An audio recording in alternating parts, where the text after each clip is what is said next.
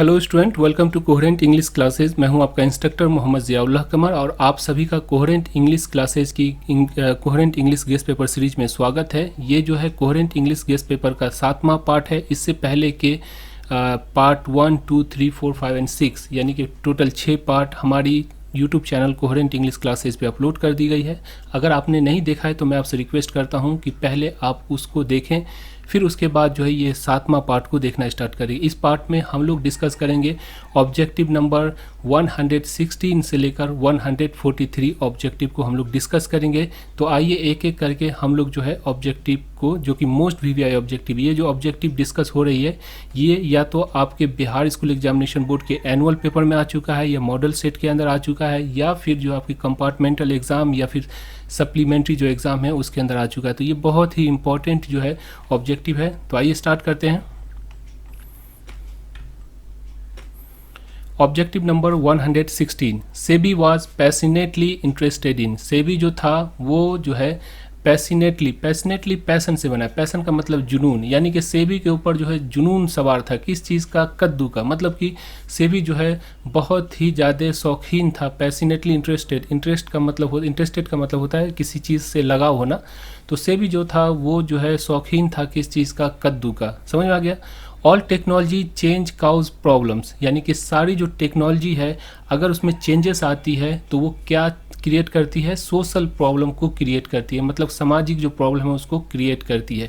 जैसे देखिए, टेक्नोलॉजी नहीं था पहले तो आदमी पहले खेत में बैल से जो है सो हल को जोत कर जो खेती करता था। अब ट्रैक्टर आ गया है। तो पहले जो बैल से खेती होती थी वो ज़्यादा से ज़्यादा आप 4 से 5 कट्ठा एक दिन में पूरा जो है आप खेत जोत सकते थे। लेकिन ट्रैक्टर के आने से क्या हुआ कि आप जो है सो आप एकड़ में जो है सो जोत सकते हैं, 1 एकड़ 2 एकड़ जोत सकते हैं ट्रैक्टर से। इससे क्या हुआ कि जो सामाजिक है इसके अंदर प्रॉब्लम कैसे हुई? प्रॉब्लम ये हुआ कि जो बैल है और उसको जो हल जोतने वाला है जो कि ट्रेडिशनल वे से खेती कर रहा था उसको जो है उसको दरकिनार कर दिया गया, मतलब वो ख़त्म हो गया और उसका जगह ट्रैक्टर ले लिया। इससे क्या हुआ कि समाज के अंदर जो बेरोजगारी है वो जो है क्रिएट होने लगी। तो ये जो ऑल टेक्नोलॉजी, कोई भी जो तकनीक जो होती है जब आती है तो वो सोशल प्रॉब्लम को क्रिएट करती है। ये लाइन कहाँ से लिया गया है? ये लाइन लिया गया है आपको अ चाइल्ड इज़ बॉर्न से। Benji understood about the business of हेन। बेंजी जो था, जो अर्थ का जो मेन कैरेक्टर है, उसको सिर्फ एक ही बिजनेस के बारे में पता था। वो बिजनेस क्या था? मुर्गियों का बिजनेस, मतलब कि पोल्ट्री फार्म का जो बिजनेस है उसको आता था। When we speak of freedom of press we usually mean freedom in technical sense.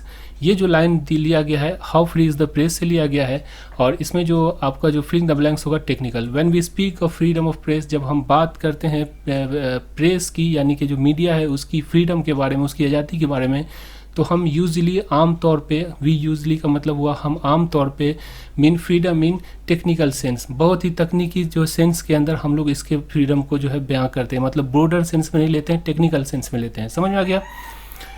John Donne study law and read. John Donne जो थे sweetest love I do not go के जो पोएट हैं, उन्होंने जो है क्या चीज़ को की पढ़ाई की? लॉ की पढ़ाई की। और रीड, पढ़ा क्या चीज़ को? थियोलॉजी। थियोलॉजी का मतलब होता है जो आपकी धार्मिक किताब होती है उसको कहते हैं थियोलॉजी, ठीक है। तो जॉन डॉन ने लॉ और जो थियोलॉजी ये दोनों को जो है पढ़ा। I celebrate myself and sing myself is from song of myself. I sing myself and celebrate myself कहाँ से लिया गया है? सॉन्ग ऑफ माई सेल्फ का ये लाइन है। Now the leaves are falling fast talk about of human life and frustration. Now the leaves are falling fast जो है, जो चैप्टर है आपका W.H. ऑर्डन के द्वारा जो लिखा गया पोएम है, वो असल में क्या चीज़ है ये बताता है। ह्यूमन मतलब जो मानव इंसान है उसकी जो फ्रस्ट्रेशन है, मतलब उसकी ज़िंदगी में जो फ्रस्ट्रेशन का मतलब होता है दुख तकलीफ जो होता है, चिढ़ापन जो होता है, वो जो है उसके बारे में बात करता है। कौन? Now the leaves are falling fast. Thou watches the last oozing hours by hours. ये जो लाइन है आपको लिया गया है ओ टू ऑटम से लिया गया है। समझ में आ गया? अगला जो है objective number 124, and when I crumble who will remember. यानी कि जब मैं मर के मिट्टी में मिल जाऊंगा, जब मेरा नाश हो जाएगा, मैं गल पच जाऊंगा या फिर मैं जो है किसी चिता में जला दिया जाऊंगा, तो हु विल रिमेंबर, कौन मुझे याद करेगा? ये जो लाइन लिया गया है वो लाइन कहाँ से लिया गया है, who will remember who is I in the line, यानी और इसमें जो हु विल रिमेंबर आई जो है वो किसके मतलब किसके लिए जो है बयां किया गया है। तो ये जो आई है वो पोएट के लिए, जो उसके लेखक हैं वॉल्टर डी ला मैर, उसके लिए जो है आई का इस्तेमाल किया गया है। ठीक है, अगला ऑब्जेक्टिव है 125 in hearts at peace under a English heaven, मतलब कि हार्ट एट पीस यानी कि जहाँ जो है दिल जो है शांति के साथ रहता हो, यानी दिल में सुकून हो, शांति हो, अंडर द इंग्लिश हेवन मतलब कि जन्नत जो इंग्लिश है, इंग्लिश इंग्लैंड को भी कहते हैं, तो इंग्लैंड को जो इंग्लैंड की जो जन्नत है उसके अंदर जहाँ मेरा दिल जो है सुकून भरा हुआ होता है। ये जो लाइन है वो द सोल्जर से, रूपर्ट ब्रूक की जो पोएम है उससे लिया गया है। Macavity the mystery cat has been taken from, Macavity the mystery cat जो है वो किस मतलब पोएम की किताब से ली गई है, तो देखिए old Possum book of practical cats, old Possum books of practical cat नाम की एक किताब थी पोएम की, उसमें जो है एक जो पोएम है वो है क्या, मैकिविटी द मिस्ट्री कैट, जिसे टी.एस. इलियट्स ने लिखा था। Crossing of river is an important volume of words written by Keki and Daruwalla, crossing of river जो है एक किताब है जिसको किसने लिखा है, केकई एन दारूवाला ने लिखा है, फायरहैम के जो पोएट हैं उन्होंने लिखा है। He left his head for his drinking is from, his left his head from his drinking, मतलब कि अपने पीने के बाद अपने सर को उठाया।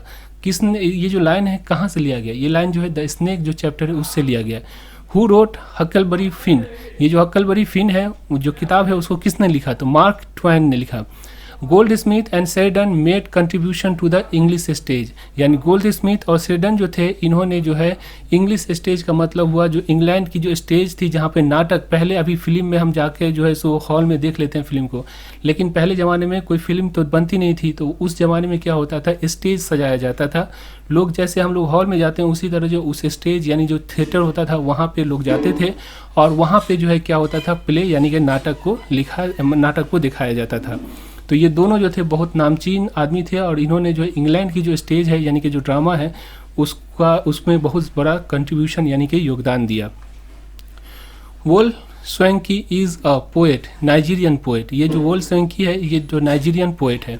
सम of the immediate and brilliant result of modern invention are too maddening to resist, ये जो लाइन है लिया गया कहाँ से लिया गया है, देखिए यहाँ पर फिर गलती किया है, ये लाइन लिया गया है आपको इंडियन सिविलाइजेशन एंड कल्चर से, ये ideas that have help the mankind नहीं है, ये इंडियन सिविलाइजेशन एंड कल्चर का लाइन है। Some of the immediate and brilliant result of modern invention are too maddening to resist, देखिए ये गलती मेरी भी किताब में हो सकती है, इतना मतलब करेक्शन करने के बाद, तो आपके जो गेस्ट पेपर है उसमें कितनी गलती हो सकती है, वहाँ पे तो कोई रेक्टिफिकेशन नहीं होता, यहाँ पर रिस्पॉन्सिबिलिटी होता है कि अगर मैं यहाँ पर गलती करूँगा तो लोग मुझे बोलेंगे, आप डायरेक्टली पकड़ सकते हैं, फ़ोन करके आप मुझे कॉल करके आप बोल सकते हैं, तो समझिए बात को, इसीलिए कहता हूँ कि किताब पढ़िए, किताब पढ़िएगा तो आपका दिमाग जो है मतलब आपकी जो ऑब्जेक्टिव ऑटोमेटिक आपको जो है कैप्चर करने लगेगी। देखिए हम लोग क्या करते हैं, हम लोग सिर्फ किताब पढ़ाते हैं और ऑब्जेक्टिव जो है अगर गलती होती है तो हम लोग जो है उसको रेक्टिफाई करते हैं।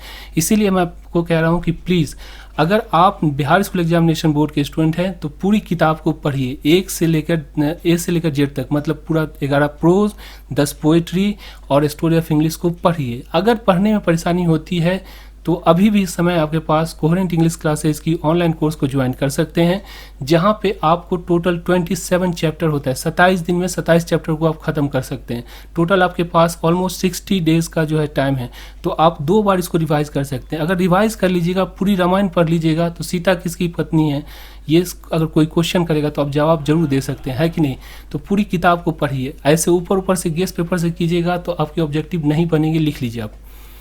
अगला देखिए, the old English period is characterize by infection. जो ओल्ड इंग्लिश पीरियड है मतलब जो ओल्ड इंग्लिश की किताब सब है या ओल्ड इंग्लिश का जो समय था उसमें इन्फेक्शन हुआ करता है। इन्फेक्शन मैंने कल आपको वीडियो में बताया था। इन्फेक्शन का मतलब ये हुआ कि जो इंग्लिश की वर्ड है उसके अंदर ग्रीक, लैटिन, स्कैंडिनेवियन, सेलिट्स वर्ड जो है वो सारा वर्ड इसके अंदर इंक्लूड हो गया था, तो ये इन्फेक्शन कहलाता है। समझ में आ गया।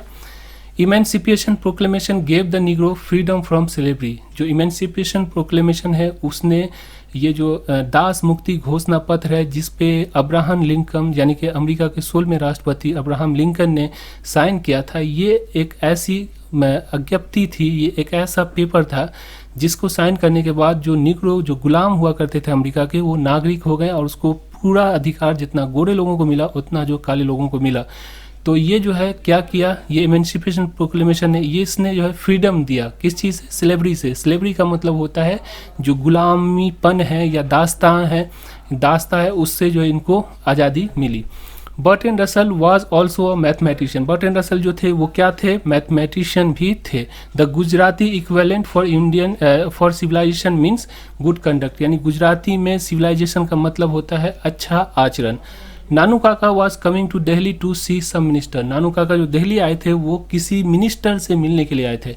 Work include leaves of grass and drum trap. ये किसकी रचना है, leaves of grass and drum trap, ये जो है वॉल्ट विटमैन की रचना है।